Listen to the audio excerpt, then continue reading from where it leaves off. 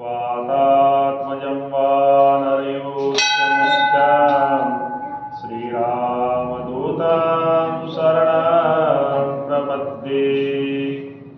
आय पवनसुत विराजे कथा सुनो इतिहास, तुम पायक रघुनाथ के हम चरणन के दास। देवदनुज खगनाथ नर प्रेत पितर गंधर्व, बंदव किन्नर रजनीश्वरा कृपा करो अवसर। शांताकारं भुजगशयनं पद्मनाभं सुरेशं, विश्वाधारं गगनसदृशं मेघवर्णं शुभांगं। लक्ष्मीकान्तं कमलनयनं योगिभिर्ध्यानं गम्यं, वन्दे विष्णुवैभवहरणं सर्वलोकैकनाथं। या वन्देतुषारहारधवला या शुभ्रवस्त्रांगा, या वीणादण्डमण्डितकरा, या श्वेतपद्मासना, या ब्रह्माच्युतशङ्करं प्रभृतिदेवैः सदा वन्दितां। वन्दे तां परमेश्वरीं भगवती बुद्धिप्रदां शारदां। नारायणं नमस्कृत्यं नरं चैव नरोत्तमं, देवी सरस्वतीर्व्यासो ततो जयतीमुदीरयम्। व्यासाय विष्णुरूपाय व्यासरूपाय विष्णवे, नमो ब्रह्मदेयं वसिष्ठाय नमो नमः। बोल सच्चिदानंद भगवान की जय, व्यासी महाराज की जय, सुखदेव महाराज की जय।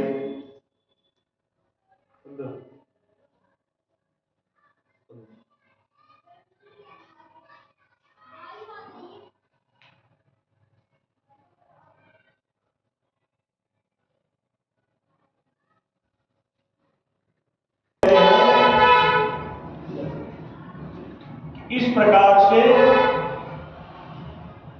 कृष्ण जी भगवान सत्यभामा से कहने लगे, वही कथा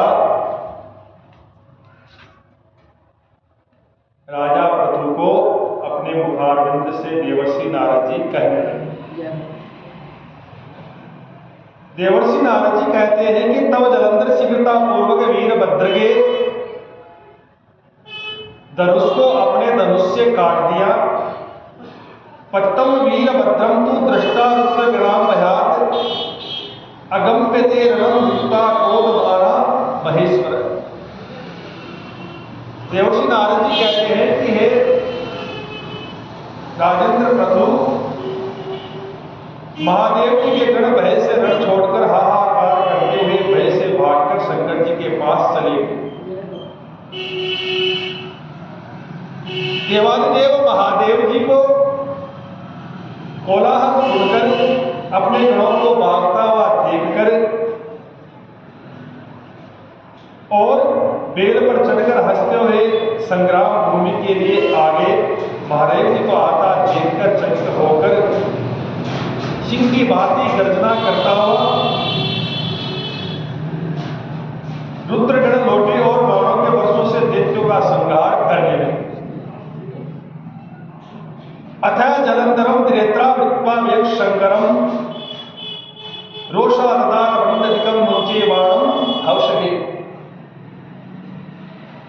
कृष्ण जी भगवान कहते हैं कि सत्यभामा,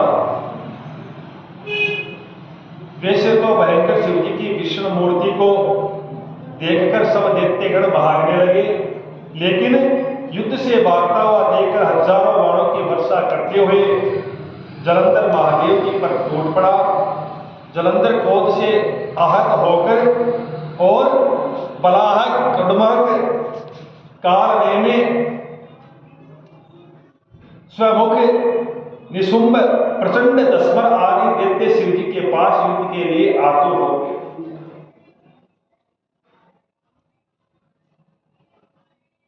कोपोत कदम्ब पुरुषानाम बलका हर्षदारम खड़मार्ग बलघात काल देवी आदि महादेव जी के ऊपर बाणों की वर्षा करना प्रारंभ कर दिया। खड़वांग से बला के मस्तक के 2 टुकड़े कर दिए। दशमन्य दैत्य को फांसी से बांधकर पृथ्वी पर पटक दिया। किसी ने दैत्य को बैल के सिंगों से, किसी को दैत्य को बाणों से संहार करते हुए रणभूमि में आकाश मंडल में बाणों की वर्षा होना प्रारंभ हो गई।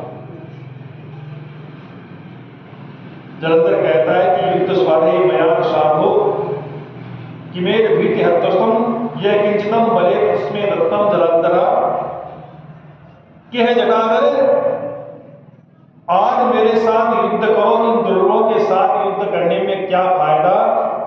अगर आप में कुछ शक्ति सामर्थ्य है तो हे महादेव मेरे से युद्ध कीजिए। इस प्रकार से सूर्य जी कहते हैं कि ऋषि श्रेष्ठों, जलंधर ने महादेव जी को युद्ध के लिए ललकार देना प्रारंभ कर दिया।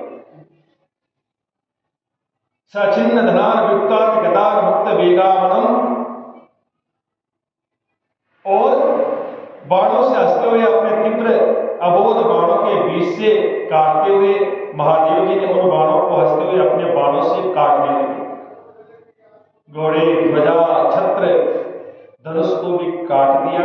इस प्रकार से रणभूमि के अंदर चारों तरफ बाणों की वर्षा होने लगी। ततो जलंधरम दैत्या मत्वा रुद्र बलाधिकम, धनुष और रथ कटे जाने पर जलंधर गदा के सहित तीव्रता से तोड़कर रुद्र जी के गणों को गदा के 3 टुकड़े कर दिए। जलंधर ने अपनी गदा से रुद्र गणों पर प्रहार करने लगे तो रुद्र गणों की गदा के प्रहार के पहले गदा के 3 टुकड़े करके और माया की सम्मोहन करने के लिए शंकर जी ने अपने से अधिक बलशाली जानकर रुद्र को सम्मोहन करने के लिए माया रस दी। गंधर्वों ने माया से माया रसते ही महागंधर्व अप्सरा गण गाना बजाना प्रारंभ हो गया। तम दृष्टा महादादा पीड़िताम नंदी मोहन। इस आचार्य को देखकर महादेव जी ताल और स्वर के बोध के कारण माया के जाल में फंस गए, मोहित हो गए, हाथों से शस्त्र गिरने लगे, ज्ञान नहीं रहा। एकाग्र भूत लोकस्य रुद्र दैत्यो जलंधरम, जलंधर एकाग्र चित्त देखकर महादेव जी को और कामाज्वल होकर शीघ्रता से महादेव का रूप धारण करके पार्वती के पास चला गया। युद्ध भूमि की रक्षा के लिए पराक्रमी शुंभ और निशुंभ दोनों दैत्य राक्षसों को सेनापति नियुक्त कर दिया। देवर्षि नारद जी कहते हैं कि राजेंद्र प्रभु, निशुंभ नियुक्त करके 10 भुजा 5 मुख 3 नेत्र और जटा धारण करके बैल की सवारी पे सवार होकर जलंधर महादेव जी का रूप बनाकर कैलाश पर्वत पर चला गया। यावदृश्य तावतं पालिता जनेश्वरम तावतस्य वीर्यमुच्चरम श्रृंगाम भवतीतीर्थराम। महादेव जी को आके देखकर सखियों के बीच से उठकर पार्वती महादेव जी के सन्मुख आ गई। पार्वती के सौंदर्य को देखकर जलंधर मन में पाप को आसक्त हो गया। उनको जलंधर समझकर भय से विकल जगत माता जान गई कि यह जलंधर मायावी रचना का निर्माण किया है और शीघ्रता से वह अंतर ध्यान होकर मानसरोवर में चली गई। ताम दृष्ट्वा ततोत दैत्या तत्वे गुरुता तामिमं जवेन नाग मुदर युद्धे यज्ञे 2 वर्षतः। पार्वती जी को वहां से बिजली के समान अंतर ध्यान होते देखकर वेगपूर्व दैत्यराज महादेव के सामने युद्ध भूमि में चला गया। पार्वती जी ने भी डर से मन से विष्णु भगवान का स्मरण किया और स्मरण करते ही पास में बैठे विष्णु भगवान को देखा।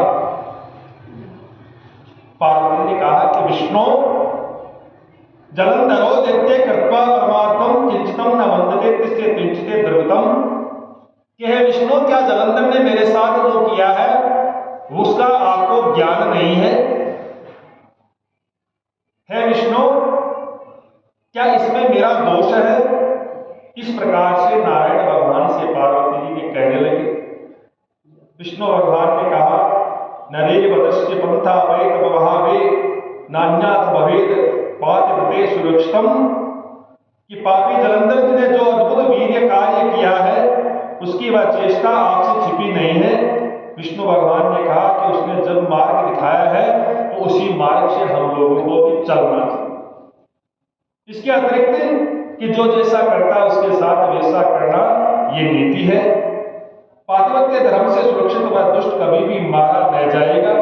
नारद जी कहते हैं कि राजेंद्र प्रभु यह कहकर और रुद्र गंधर्वा ऐसा कहकर विष्णु भगवान जलंधर की नगरी में पहुंच गए। इधर महादेव जी गंधर्वों से लड़ने के लिए रणभूमि में खड़े हैं। माया के नाश होने पर शंकर जी को चेतना प्राप्त हुई। सहचापिदित्य पुराक्त शिव दृष्टा दम। युद्ध करने में युद्ध क्षेत्र से आए जलंधर को शिव जी ने युद्ध में आकर देखकर बाणों की वर्षा करने लगी। सूजी कहते हैं कि विष्णु भगवान की जलंधर की उसी नाश से बचाने के लिए उसकी पत्नी वृंदा ये पतिव्रता धर्म को नष्ट करने के लिए सोचने लगे। अतः वृंदा देवी रश्मा रसम व्रता मई श्रद्धा केला भंग दिगंबरम। जलंधर की पत्नी वृंदा ने स्वप्न में देखा कि अपने पति को बेशे में सवार होकर तेल लगाए हुए शरीर पर नग्न अवस्था में देखा। वह काले फूलों की माला धारण किए हुए पितर भूत के समों से गिरे हुए अंधकार से आसादित दक्षिण दिशा की तरफ जाता हुआ स्वप्न में दिखाई दिया। शीघ्र अपने साथ अपनी नगरी के समुद्र में डूबते हुए देखा। इस प्रकार का वृंदा ने स्वप्न देखा। मन उत्तेजित हो गया। मन में अनेक प्रकार के ख्याल आने लगे। तदनिष्टमितम ज्ञात्वा रुंदे मयात विडला। नींद का उच्चाटन हो गया। दुख स्मरण देखकर मन में विचार करने लगी। अनेक चित्रों से युक्त नारायण को उगते हुए देखा। अनिष्ट समकर रोती हुई भयभीत होकर वह जब गोपपुर में प्रसाद में गई शांति न मिली तब वह सखियों के साथ नगर के बाग में चली। तमसा भ्रमंत बाला ददर्शातम भीषणा राक्षसो सिंहवंदनाम दृष्टानम भीषणा। परंतु दुख स्मरण की चिंता से वृंदा कहीं भी शांति सुख की प्राप्ति न होने लगी। एक बाग से दूसरे बाग में इसके बाद वह वन में भ्रमण करने लगी। सिंह के समान आकृति वाले भयानक दांत विकार वाले भयानक नेत्रों वाले दो राक्षसों को देखा। तो दृष्टा विहलता पालते रक्षता गौतम। उन्हें देखकर व्याकुल होकर भागने लगी। उसी समय अपने शिष्य के साथ एक मौन बैठे हुए संत को देखा। तपस्वी को देखा। वृंदा ने मन में विचार किया ये मेरी रक्षा कर सकते हैं। तब भय से अपने दोनों हाथों को ऋषि के गलों में डालकर बार बार अपने दया जीवन की भीख मांगी कि साधो आप मेरी रक्षा कीजिए। राक्षस मुझे मार दीजिए।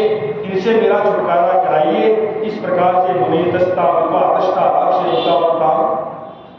कंठ में हाथ डालकर कि हे महाराज आपकी शरण में हूं। आप मेरी रक्षा करें। राक्षस को दोबारा पीछा डालकर देखकर हुकार भरते हुए उन दोनों राक्षसों को पीछे कर दिया। उन राक्षसों को हुकार से भय से भयभीत भागे देखकर दंडवत प्रणाम करने लगी। वृंदा कहने लगी रक्षितां त्वं धोरा यदास्मात् कृपानिधि। कि कृपानिधि हे दया सिंधु भयंकर से भय से आपने मेरी रक्षा की है।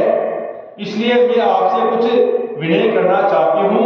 आप करका के कहिए कि हे सुव्रत मेरे पतिदेव जलंधर महादेव जी के साथ युद्ध करने के लिए गए हैं। युद्ध में कैसे है आप अपने दिव्य तेज से ये बता दीजिए कि मेरे पति वहां क्या कर रहे हैं। नारद वाच मुनिस्ता के मार्गम से कृपा दुष्टम। देवर्षि नारद जी कहते हैं कि राजेंद्र प्रभु उनका वचन सुनते ही मुनि ने कृपा दृष्टि से ऊपर देखा। उसी समय दो बंदर वहां आए। मुनि को प्रणाम किया। सन्मुख बैठ गए। तब दोनों बंदरों ने मुनि की भ्रगुटी का संकेत पाकर आकाश मंडल में उड़ गए। शिर कबंध हस्तोज दृष्टापते स्तामजे। नारायण भगवान कहते हैं कि हे प्रियतमा सत्यभामा, दोनों मंदिर के हाथ में मृत जलंधर का सिर लाकर धड़ से देखकर पति विनाश से दुखित होकर वृंदा मूर्छित होकर वहां गिर पड़े। मुनि वृंदा के ऊपर कमंडल से छींटे देने लगे। सचेत अवस्था को प्राप्त होकर वृंदा बारंबार पति के मृत्यु के वियोग में विलाप करने लगे। यह पुराण सुख संवादे विनोद यशी महाप्रभु सखतम पदम जय बल्लभाराक्षम। वृंदा ने दीन भाव से अपने पति के मस्तक को अपने हाथ से लेकर बार बार विलाप करने लगी। हे प्रभु, आपने पहले मधुराग से मुझे प्रसन्न किया, परंतु आज तो आप निरादापनी मुझ पापनी से बात नहीं करते। आपने जिस विष्णु के सहित सब देवताओं को गंधर्वों को जीत लिया, उन तीनों लोगों के विजेता आप तपस्वी शिव ने कैसे मार दिया? कृपा निधि मुनि श्रेष्ठ जीवम वै प्रियतम है। वृंदा कहती है कि हे मुनि श्रेष्ठ, हे कृपा निधि, यदि मेरे प्रिय पति आज आप जीवित दान दे तो मुझे मेरा यह मत है कि आप ही मेरे मृत पति को जीवन दान दे सकते हैं। देवर्षि नारद जी कहते हैं कि राजेंद्र प्रभु उसका ऐसा अवसर सुनकर और हंसते हुए मुनि ने कहा, ये मेरा पति महादेव के हाथ से मरा गया है, अतः कोई भी इसे जिलाने में समर्थ नहीं, क्योंकि महादेव जी के रुद्र के अंश अवतार से जलंधर की उत्पत्ति हुई थी। इसलिए पहले विधि का विधान था कि जिससे यहां इसकी उत्पत्ति हुई है उसी का मृत्यु का कारण वही बनेगा जिसने इसको जीवन दिया।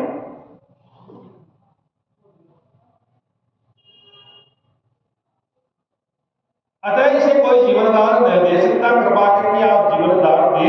ये कहकर मुनि ने अंतर ध्यान हो गए। तब जलंधर जीवित होकर वृंदा को आलिंगित करने लगा, वृंदा के मुख को चूमने लगा। वृंदा अपने पति को देखकर अत्यंत प्रसन्न होती हुई उस वन में जलंधर के साथ बहुत दिन बीत गए, विहार करने लगे। देवर्षि नारद जी कहते हैं कि एक दिन सहवास के समय वृंदा को ज्ञान हुआ कि यह तो नारायण है।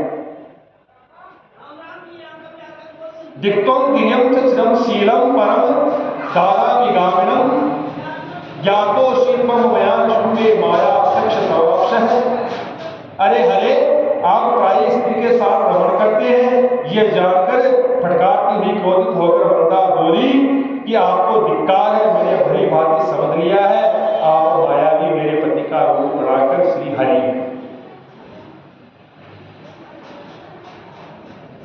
आप ही माया तपस्वी थे। ये दोनों माया के राक्षस जो आपने पहले दिखाए थे, वे दोनों राक्षस आपकी स्त्री का हरण करेंगे। मैं स्वयं तुम्हारी दुख से दुखी होकर और वन के अंदर आप पति के वियोग में भ्रमण करेंगे। समग्र स्थान में स्वामी होते हुए भी आप वन के अंदर भ्रमण करें। देवर्षि नारद जी कहते हैं कि राघवेंद्र प्रसु विष्णु मारे मानव चतुष्टाचेत सा। समग्र संसार में शिष्य बनाया है वह मृग होगा। और वृंदा ने विष्णु भगवान के बार बार रोक देकर अग्नि में प्रवेश कर दिया। तब विष्णु भगवान बार बार वृंदा के योग में वहीं समाधि के अंदर विष्णु भगवान लगे। तत्तदेन मुस्तम के प्रबोधात्म पितामाष्टम स्मरण करते हुए उसी चिता की भस्मता धूलि की शरीर पर लगाते हुए दिन रात वृंदा वृंदा इस प्रकार से नारायण भगवान जाप करते हुए वहां उस मर्त राग के सम्मुख बैठे। फिर देवता सिद्ध मुनियों ने बहुत समझाने पर भी उनको कुछ शांति न मिली। तब नारद से नारद जी कहते, ततो जलंधरो दृष्टा रुद्रपति विक्रम चकार माया गौरीम प्रियम मोहितम तदा। शिव जी का अद्भुत पराक्रम देखकर उनकी धोखा देने के लिए माया की पार्वती का निर्माण किया। रोती हुई निशुंभ आदि से सताई जाती हुई पार्वती को देखकर पार्वती जी को इस अवस्था में देखकर शिव जी ने स्वयं को व्याकुलचित होकर अपने पराक्रम को याद किया।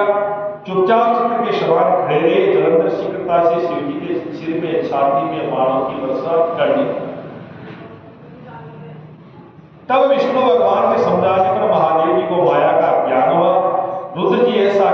भयंकर रूप को धारण करके श्रृंगार घेर का रूप बनाकर दसों दिशाओं में राक्षस भाग।